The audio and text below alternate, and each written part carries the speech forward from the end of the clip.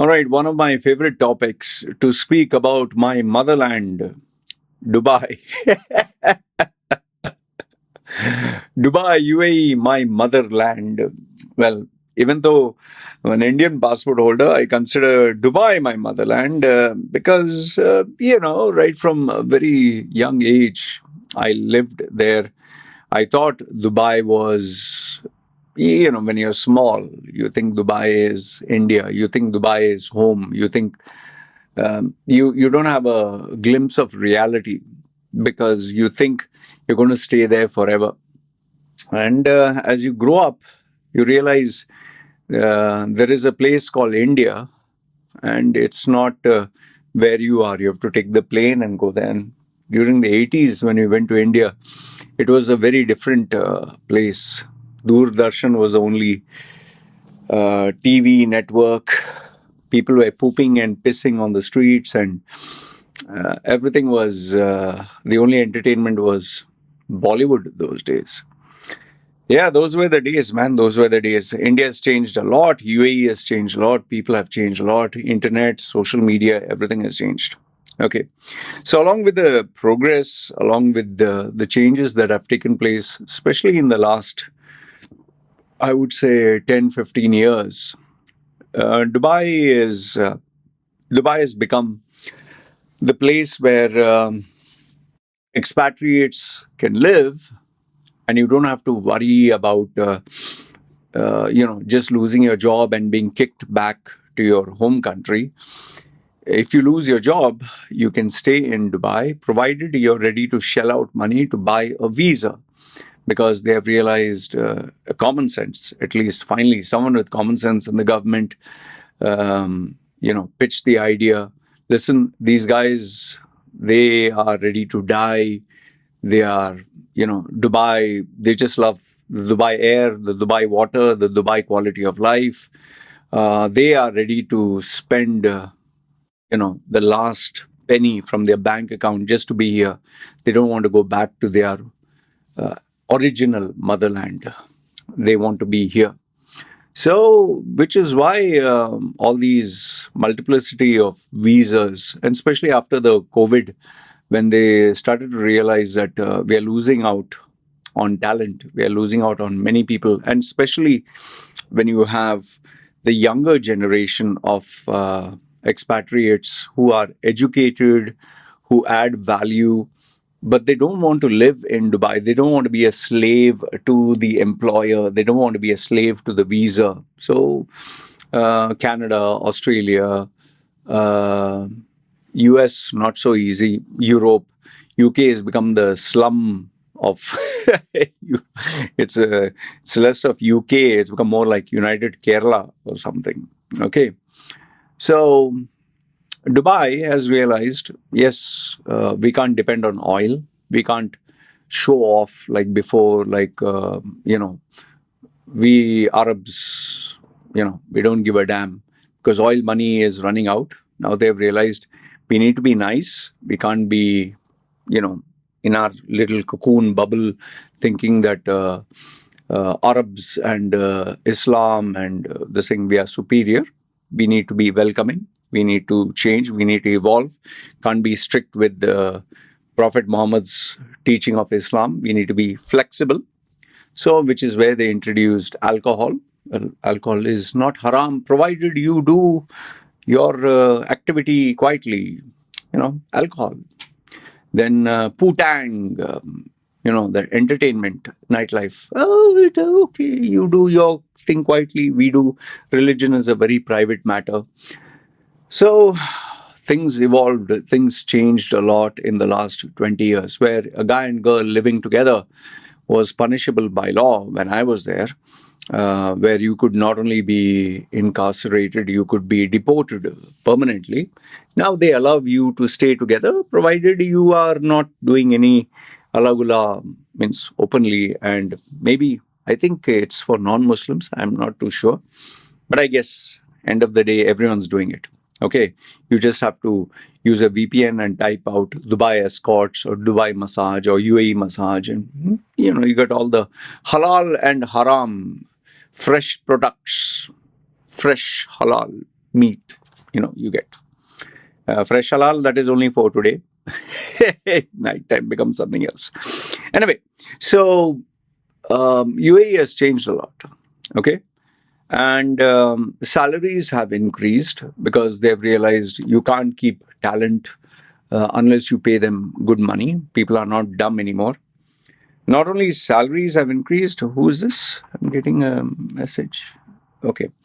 Not only salaries have increased, that fascination that was there for the white skin, the Gora, the white passport, American, US, UK educated, which used to be in the classifieds. Those days, UK, US educated means we want a Gora passport holder, white skin. We don't want Indian.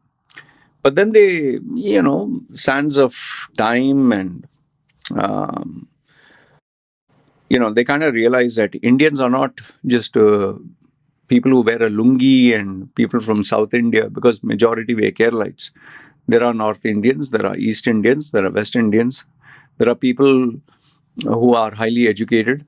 And I think where their ignorance and arrogance was swept under the rug was when they realized, man, American companies and they are taking the best of the best, creme de la creme from India, and they are running the top Fortune 500 companies, 100 companies, and they are going there. And the reason they are going there and not coming here is because they not only get citizenship, they are being recognized.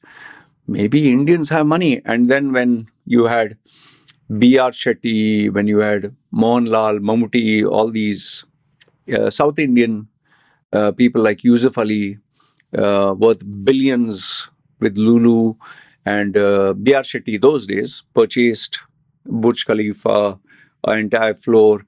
You had Mammootty, Mohanlal, who they thought were Indian stars, fat and ugly with a mustache and all. They would just scoop up properties from Palm Island. But they realized, oh, these Indians have money, man. Indians have money. Ooh. And then I guess Sheikh Mohammed met, I think, Ratan Tata that time. And eventually the Arabs realized, listen, we are making fun of these Indians. These Indians have shitload of money, and the ones with money never came here. So we underestimated them. We better start giving them respect. And then eventually their ignorance and arrogance got, slowly wiped away as they realized, yes, even Pakistanis have money, even Africans have money, even Sri Lankans have money. Maybe it's only 1%. So if we are nice to them, or if we are flexible, these guys will come. And that is where they open their doors to even Russians, and they realize it was not 500 only for one shot. There were Russians with a lot of money. That is where they became nice to Putin. During the Ukraine-Russia war, they realized Ukraine is also not poor. There are a lot of Ukrainians with a lot of money, unaccounted money. They can bring it here. So they started to attract all these people. Come. You have illegal money, you have unaccounted money. No need to go to Switzerland, no need to go to Cayman Islands. Dubai is for you. You just open a legal account, take a visa, make black money white. Make it all legal. We will support you. That is why the Irish kingpin, the British underworld, Russian underworld, Indian underworld. By the way, 80s, Dawood Ibrahim used to nicely, openly, if you don't know who's Dawood Ibrahim, he was wanted, still is wanted. I don't know if he's alive. Is he dead or is he alive? Dawood Ibrahim used to openly have these parties and all that. So it became a like resting area for all these underworld guys who would not do anything illegal in UAE. However, if you make too much noise, like this Hush Puppies, this Nigerian scammer, if you make too much noise and you're trying to be too much of a show off on social media, then obviously the US authorities, another one, they will tell the UAE, say, listen, he's making too much of noise, he's wanted by us, it looks very bad. Scoop him up. And then they'll come out with these fake dumbass videos. Oh, the Dubai police, they make it like a high-tech Matrix kind of a movie that they kind of surrounded him with guns and they arrested him. That's all bullshit here. Just one or two people they catch.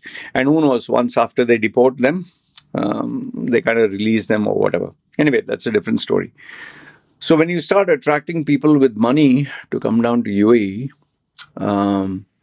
there are lots of people with lots of money. Lots of people have money.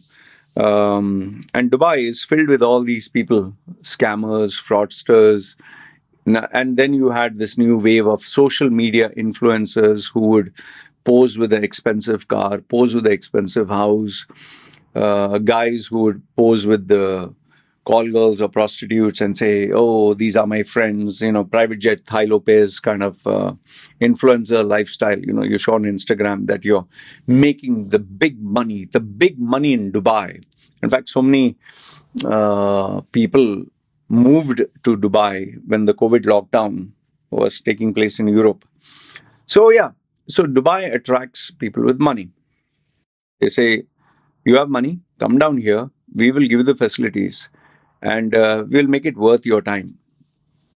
So, and Dubai maintains that. Okay, if you have the money, you can buy the latest Huawei phone, the triple folding one, Samsung, iPhone. iPhone, if it's launched in US, it'll be launched in Dubai. So Dubai is like the Las Vegas of the Middle East. Okay, Dubai, UAE. Saudi wants that title, trying very hard through sports, with this Ngannou,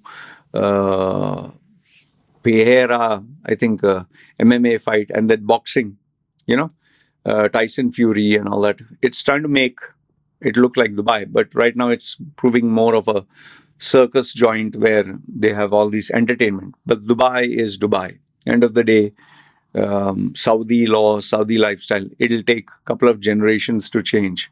You can't suddenly break old bad habits. So Dubai, alcohol is there, drugs is there, flesh trade is there. Everything is there, provided you do it quietly. Okay, now even gambling, which they're trying to legalize, and they're saying that no, we are haram, halal, Allah doesn't allow, Allah gulla, rasgulla. They will do everything. Okay, and when it's flexible, they will Allah, and when it's, when it's convenient to them, it's, Lord Shiva and Jesus Christ. So whatever. Okay, so with all this stuff that is going on, now again they have started to give the same old bullshit. They're going to have the islands in the water. They're going to have these amazing projects because that is how money circulates. The more number of projects you announce, which is not as much as before. The last major project that was there in UAE was Sheikh Mohammed's fingerprint tower, which they announced, and now nobody knows what is happening. They have announced a couple of more projects, residential areas, hotels and all that. It's not spectacular like Falcon City, $1 billion, $1 trillion city. They are not going to have Universal Studios, Marvel Studios, Dubai theme parks, all that circus. Nobody's going to fall for it. So residential apartments, business offices, then lifestyle where you can stay like a green community or a smart city or whatever. They will announce, and there are enough and more people who, even if they announce a project where the foundation is not laid, it'll be filled with buyers who are actually real estate agents who will pay the 10% down payment cash, and they will want to resell it. They are not actually going to live there. So that is why anytime they announce a new project, there is like packed jam, and you'll see on Instagram and photo, you'll see people like so many, and they will say, see how many people want houses and all that. No, they're just flipping because they want to make easy money. But now all this excitement, all this bring your black money, make it white, it has resulted in creating new businesses, which they have made it very easy now. You can open up a business, register a business 20 to 45 minutes, and you'll not only be given a visa, you'll have a virtual kind of table and virtual office, and in some places they actually give you a space. Ras Al Khaimah, then Ajman, I don't know, not too developed, but Sharjah, Dubai, they still have their standards. You just have to get a a PRO who can guide you with all this, or a lawyer. So they'll give you a visa. They'll give you maybe 2 or 3 visas if you pay a little extra, so you can employ people. And then you start bringing people because you want to expand on business. But here, what happens is when you have so many people coming in, so many people opening up businesses, you employ a lot of people, and because of which there are so many vacancies. And with these vacancies, more people come in. And when you made it easy for people to get visas, even for job hunting now, there are visas which you can extend for 3 months and search for a job. No need to worry. So you have many people, and this has led to massive traffic jams. Massive. In fact, it seems during the peak hours, I had some of the private videos that were sent to me. The metros are so packed jam. It's like literally as if you're in Mumbai. That many people are there. There's just no place. And obviously, people complain of the smell and the stench and the body odor. Well, obviously, it's a hot, humid place. And people are not going to smell like as if they're going in a shopping mall wearing perfume. These are workers. These are normal people who are working to earn money. Who is come? Okay. So these are people who are working in the sun. If you walk from your office to maybe a distance to even maybe a cafeteria, you're going in the sun. So obviously, body sweats. And it's not that you can just change your, shirt or your undergarments. You can just change powder, perfume, put deo roll on and all that. Unless there's someone like me who is to carry his extra shirts and all that, go to a five-star hotel, go to the washroom, change, and be ready for the next appointment. Most of them, they don't have time for all this. So obviously, and by the time it's evening, time to go home, you're already spent. Obviously, you'll be smelly, stinky, tired from your mouth, body odor. Everything is smelling because you ate spicy chicken and you ate spicy stuff and you didn't brush your teeth, and unless you're Filipina. Okay. So yeah, there are a lot of people, lot of traffic jam. Um, Even if you have to go to the metro, you have to wait for 20, 30 minutes because there's so many people. The metro is so small. It's not like the Indian railways. And even if it was India, with the Indian railways, the population is still growing. So the population is spilling over to UAE. So metros are full. And then you try to get a taxi. Taxis are also full. So you try to go in sharing, like 2, 3 guys. Okay, guys, we will go to together. You're going to Sharjah. Okay, 5 guys. You don't tell the taxi driver that you're sharing, but you go to Sharjah. In some cases, the taxi driver actually empathizes with you and he knows, chal, okay, I know that you guys are not related. You want to cut down the cost. Let's go.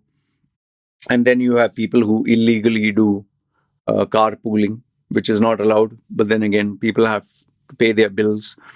And the people who are taking those carpooling services, they don't have a choice because they don't have a driver's license. And driver's license also to get is not that easy, although it's much more easier than before. In my days during the 80s, I know people who tried for 11 years, and they didn't get a driver's license. Just imagine 11 years, every 2, 3 months failing.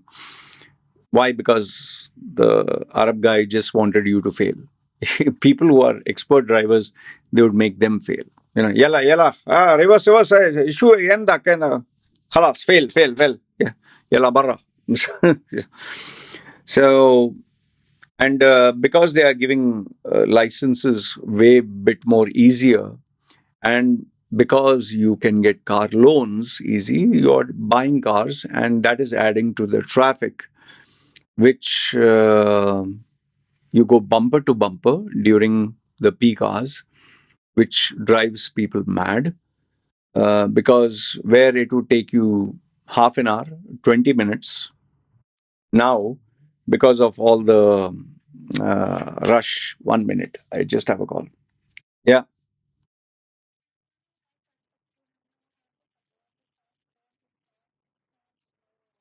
Okay. Just buy whatever you can. Okay.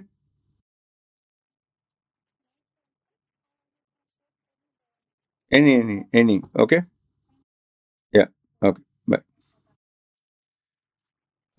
Sorry, that was wifey. She's going to get breakfast. Okay, whatever. So what I was saying was, people, they're buying cars. Okay, and because now many people are buying cars, of course, Toyota, Al Futtaim family has to make money. Then you have Altair, they also have to make money. They only make money when they sell cars. And the government also makes money when you buy cars and when you register. So everyone benefits. And more number of cars means, yes, more Salik. Salik means, yes, you pay us money for passing through every time. And they'll give you the bullshit. Oh, we have Salik so that we can bring down traffic, so that we can provide better infrastructure. Yes, of course, you will provide better infrastructure with more cars, but traffic is not going to be less. When they introduced Salik, they gave the bullshit that we are having Salik to bring down traffic. What rubbish! Yeah. Nonsense. Oh, we'll have only two salik. We'll not have more salik. We'll only charge you 4 dirhams 4 times. That's all. Nothing more. Night time is for free. Other days is for free. That's all bullshit. They keep increasing the cost. Once they know, okay, now he's habituated with this extra charge, then I'll charge him 1 dirham more. Now he's habituated with that 1 dirham more. Then I'll charge him 1 dirham more. So every time you get used to it, they charge you more. So now you have Salik, which is non-stop, and multiple places. Uh, Abu Dhabi also, I think, has its own toll gate. Not too sure. Is it functioning? Then they have parking. Parking is a nightmare because you have to park somewhere, right? So before it was free. I remember the free days. Then it became 2 dirham parking. Then it became 4 dirham. Now it seems that there are even 10 dirham parking. There are VIP 100 dirham parking. Oh, and now Dubai Mall, before people used to park there and then go elsewhere. Now Dubai Mall is also, you have to pay parking. So everywhere there is parking. You have to pay money. People used to park in the shopping malls and then go because the whole day is free. So then they became smart and said, you think we are stupid? We're going to charge you. So now you have congestion traveling by metro. You have congestion trying to get a taxi. You have congestion with the traffic, where 20 minutes it used to take for you to reach home. Now it takes 45 minutes. And then on top of that, you have now, what do you call that? If you have to go in a bus, let's say most of the buses, yeah, it sounds nice. You only have to pay $4 or $5 or whatever the charge is, $10 or whatever you have to pay. But you're not going to reach home fast. It's going to go here, there, everywhere, round, round, round. And by the time you reach home, it's going to be late. And then added to that, there is traffic for that also. So traffic congestion is a killer. And that definitely ruins your quality of life, of living there. I mean, you can listen to YouTube, you can play video games, you can read a book, but is that how you want to live your life? Get up in the morning and spend 1 to 2 hours in traffic, and then you reach to your office, workplace. You know, the normal boss is a normal guy, colleagues are assholes. Management promises you the sun, moon, and stars. Yeah, yeah, we'll give you the promotion. You prove yourself and you break your back and you work extra hours, and your promotion will come. Surely, surely. Don't worry. You accept this small salary now, we will increase it later. When the later comes, it's later, later. Yeah, yeah. The owner is not in town. After, when he comes back, we will check. Owner has come back? No, he will come back later. Then after, when the owner finally comes, I'm busy. I have to check what is happening with the company. After 1 month, I'll give you a review. Then when you go back again, see, year end is coming. We have to plan out the budget. So after that, then you go after the new year. Then he says, see, we just started the new year. You prove yourself. Quarterly meeting, we will decide. So another 4 months. Quarterly meeting, your performance was not up to the mark. So you show a 6 months performance. Then after 6 months, he says, oh, the market is very bad right now. We had so many checks. Nobody's giving us the money. PDCs are floating in the market. Market situation is tight. Try the third quarter. Finally, the third quarter, when it comes, he says, see, year end is coming. We are evaluating everyone, and surely we will be considering you. So you give your best. So that's how they go, year after year after year. And then if you insist too much, then they'll try to get your replacement, or they'll bring a new boss, or they shift you to a new department and make your life miserable. So you don't want that. So the first one is the traffic, which destroys your peace of mind, your quality of life. You end up whole day traveling, whole day, in the office, and another 2 hours to come back home. So by the time, let's say, how many? 6 hours at work, 6 to 8 hours, 8 hours work with 1 hour break in between. So 8 hours, then 2 hours to go, 2 hours to come back. So 8, 9, 10, 11, 12, 12 hours are gone. So then you want to sleep, right? 8 hours for sleeping. So you have 4 hours. And the 4 hours you have to shower, you have to cook, you have to clean, you have to prepare for the next day. If you want to shag a female, you can do that. If you want to go out, you can do that. The worst part is if you want to go shopping, you're like, no way, I don't want to get into traffic. You can do whatever, one thing, one item. And by the time it's already late night and you'll sit down until you feel sleepy. And before you know it, it's time to sleep, you crash. And next you know, the alarm rings and you're like, you're struggling to get up. And then you just go and brush your teeth like a zombie and you go shower and you get ready and you dress up with a new shirt and trouser which you give to the laundry because you didn't have time. And once again, back to the traffic, 2 hours. So that is how life goes. So it's not that it's a bad life. At least you have a job. At least they're paying you something. But you see how congested it is. The quality of life is not there. It's not fun. It is not like where you can work 5 days a week. And even though there is 5 days a week for some companies, but then the other 2 days, you're either grocery shopping or shopping for the week and cleaning for the week and preparing yourself for the week. And then you have to take your family or your girlfriend, go out shopping, go out fun, go to a shopping mall where you'll watch a movie, eat food in Fuddruckers or Wendy's or McDonald's or some Burger King or some Indian restaurant or some Pakistani restaurant. You'll eat. So you'll watch a movie, eat food. You'll go grocery shopping, Carrefour, Lulu or wherever there is special offer. And by the time you come home, it's already late. Next day, you have to set up the house, clean up everything, keep everything in order. And then you get a few hours where you can spend either quality time with your girlfriend or your wife or your children, whatever. Prepare yourself and go out again. Rat race, clockwork. So one is the traffic, one is all that alagula craziness. Then comes the expenses, which is the rent. Majority of your salary goes for rent. So either it'll be 40% of your salary or it'll be 50%. People don't want to spend more than that. Say 40%. So either you'll go sharing or bed space, or if you want something cheaper, it has to be very far from your workplace. And that adds to the travel. Or if you're the type who values his time, you'll take near the workplace, but you have to pay quite a big sum of money. Maybe they'll give free gym, free swimming pool, free some facilities here and there, depending on how much you're working, what you're working. If you're staying near the beach, you can go to the beach, but how much you'll go to the beach, you get tired. Unless your husband is earning a lot or your wife and you both are earning. Like I have one client, both husband and wife, both are at C level, CEO, CFO, COO, that level. So they both are earning. But still, it's, even though they live in a villa, both of them have luxury cars. It's very hectic. And the children's fee is unbelievable. I remember during my days, it was $20, $27, like $100.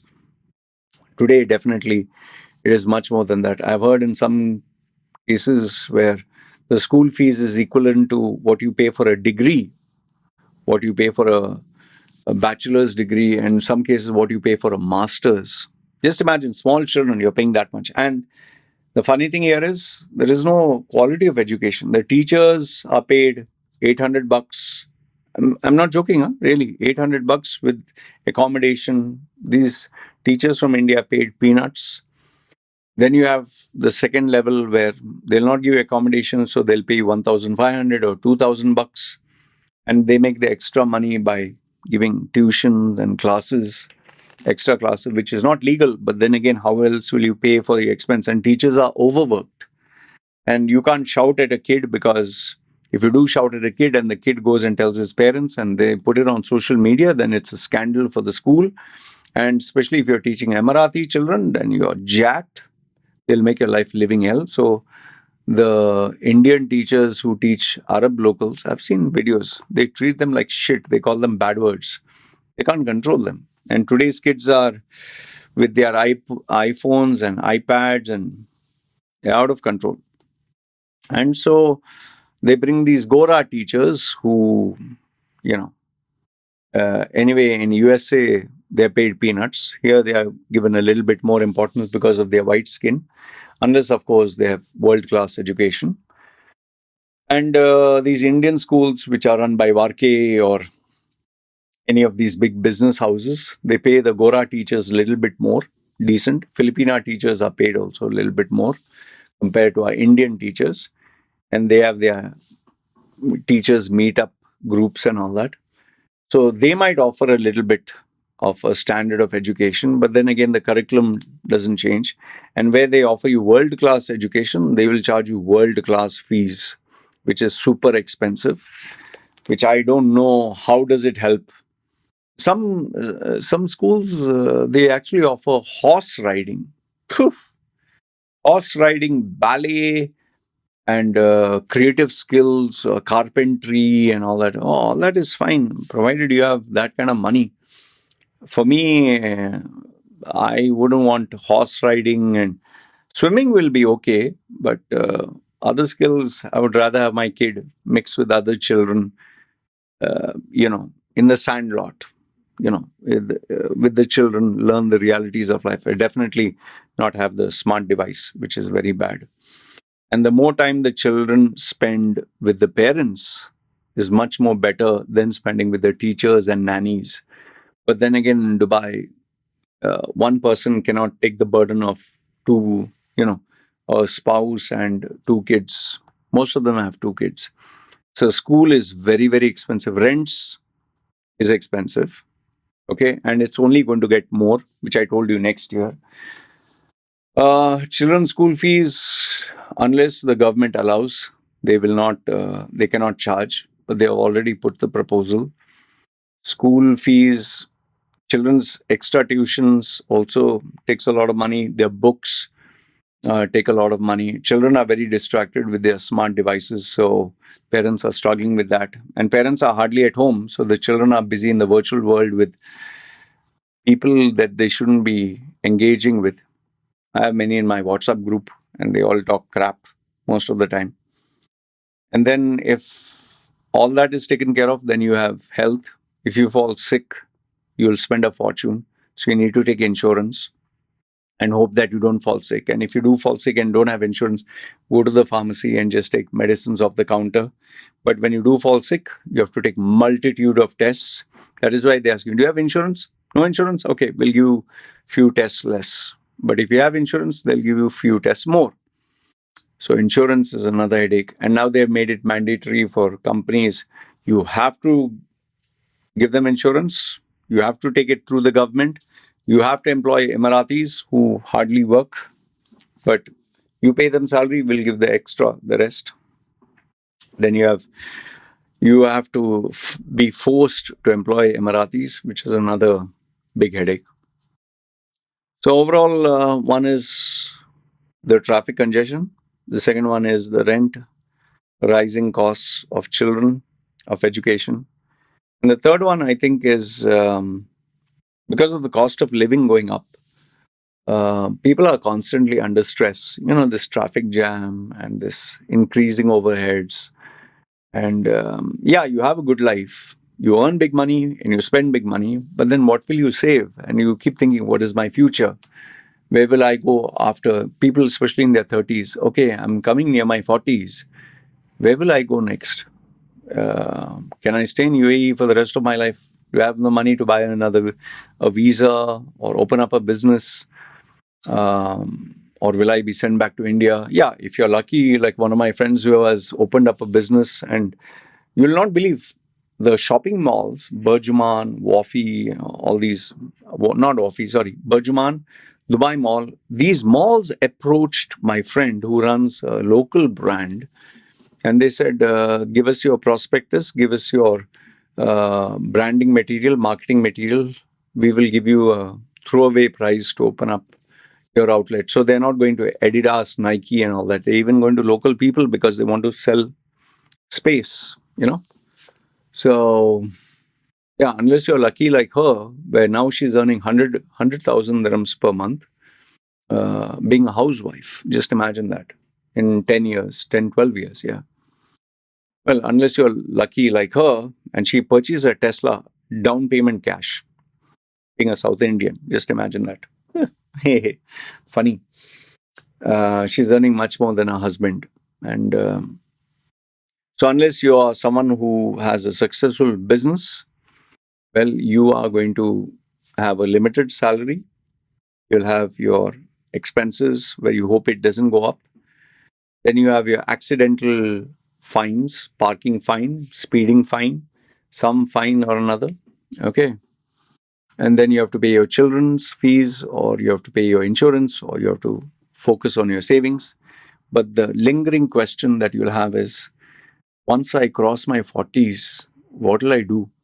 If I have to migrate, I have to migrate before 40 to Canada or anywhere. If I go to Canada, what will I do there? Will I work in McDonald's flipping burgers, security guard, cleaner? Or will I be, even if I'm a chartered accountant, I'll be an accounts assistant? Do I migrate for my children? And hopefully, will my children take care of me, or will they throw me on the streets? And then, if that is not an option, okay, do I go to India? But in India or Pakistan or Sri Lanka, who will care about me? Who knows me? I don't know anyone. Nobody knows me. And when you're old, who wants to get to know you? So then finally you say, okay, I'll stay in Dubai. But if I have to stay in Dubai, I have to take a visa or a business. Or even those questions are there. So what is the best solution? They say, better not to think about it. I'll just go with the flow. I'll just hope I get a better job. I will make a nice CV, bullshit a little bit more, flaunt myself. I have OpenAI, ChatGPT, make a fantastic CV, go through any of these recruitment agencies, make some flowery, colorful, impressive brochure, not CV, brochure, you know, with my photo and all that, suit and all that, objective, a dynamic, future focused, career oriented, want to climb the ladder of whatever. And hope I can get a big job and earn some more money. Anyway, I'm dying in the office. So 12 hours, might as well, instead of getting 10,000, I'd get 20,000. And you'll continue this until your children finish their college. And hopefully, inshallah, they will take care of you. If not, Allah will take care of you. If that is also not there, you'll somehow struggle until you say, well, now I don't know where life is taking me. So yeah, this is life in UAE. Traffic congestion, low quality of life, rising costs, rent, school fees, day-to-day grocery shopping, purchasing power coming low, and finally, stress. That is why anyone who comes to Dubai, when they come to Dubai, they are slim and trim and smart and all that. But after a few years, losing their hair is white, like Obama. He had black hair, then became white after being in the White House. White House. That's why people go to yoga, jogging, CrossFit, bodybuilding, gym, just to de-stress themselves, keep a healthier lifestyle. Yeah. And if nothing else, nightlife. 500 only, one shot. You know. Anyway, let me know your thoughts in the comments below. What do you think? You agree or disagree with me? Love to know what you have to say. This is me signing off. You guys take care.